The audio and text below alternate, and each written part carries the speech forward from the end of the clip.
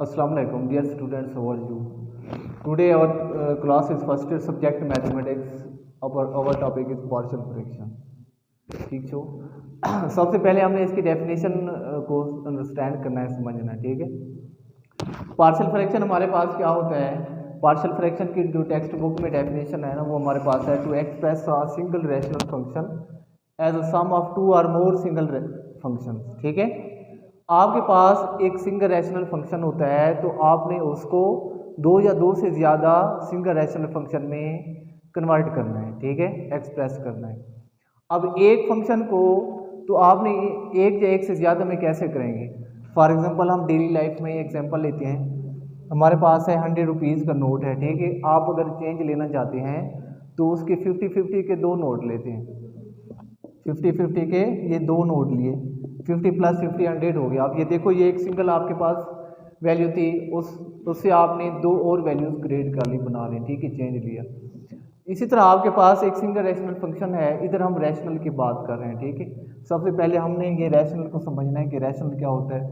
Rational आपके पास वो function होता है जिसका न्यूमरेटर और डिनोमिनेटर होता है। ठीक है, जिसमें न्यूमरेटर और डिनोमिनेटर होता है। अच्छा, फंक्शन को हमने उसी फंक्शन को हमने दो या दो से ज़्यादा में चेंज करना होगा।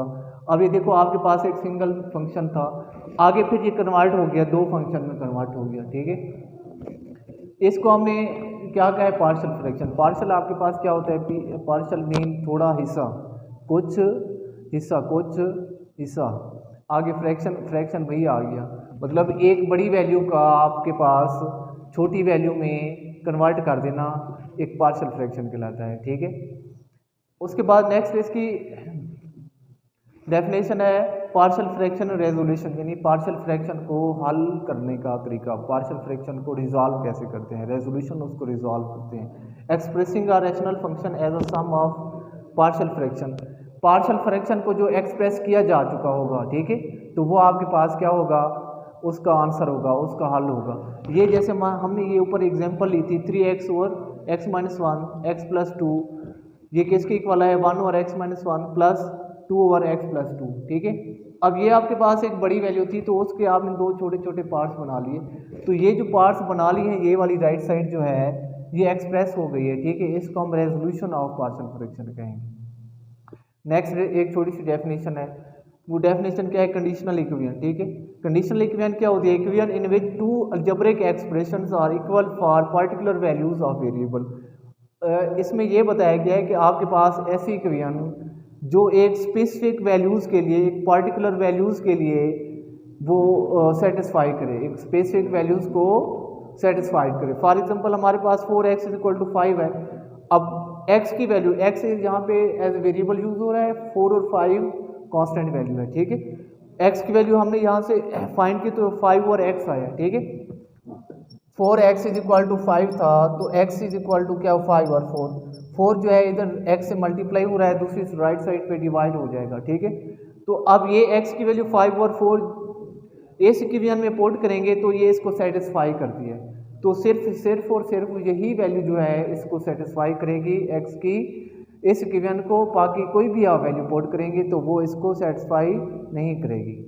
अच्छा, नेक्स्ट हमारे पास आइडेंटिटी होता है the equivalent which holds good for all values of the variable. इसमें भी वही चीज़ है कि आपके पास एक स्पेसिफिक वैल्यू होगी। ठीक है, स्पेसिफिक वैल्यू ही आपने इस इक्विवेलेंट को सेटिस्फाई करवाना होगा। अब देखें, a + b का whole square = a² + b² + 2ab, ये एक हम फार्मूला पढ़ते हैं।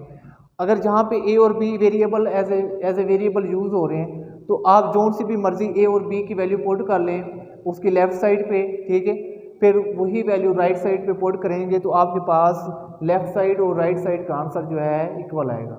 ठीक है, ये हमारे पास आइडेंटिटी होता है।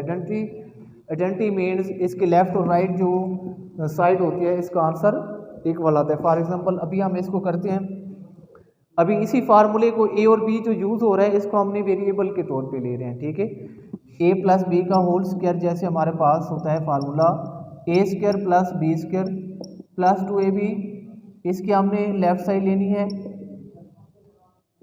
a + b,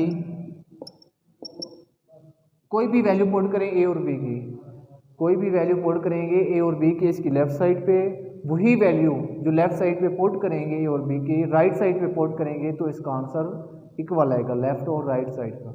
अच्छा अभी हम पुट करते हैं फॉर ए हमारे पास 2 है, बी है 1, 2 + 1 हमने इसमें पुट किया, 2 + 1 3, 3 का स्क्वायर आपके पास क्या आता है 9। अगर इसी तरह हमने राइट साइड पे करना है, ठीक है, राइट साइड में आपने करना है और करके इसका कमेंट में बताना है कि राइट साइड का आंसर लेफ़्ट साइड के इक्वल आया है नहीं आया, ठीक है। अगर इक्वल आया है तो कमेंट्स करना है, अगर नहीं आया तो आपने पूछना है कैसे नहीं आया, ठीक है बस।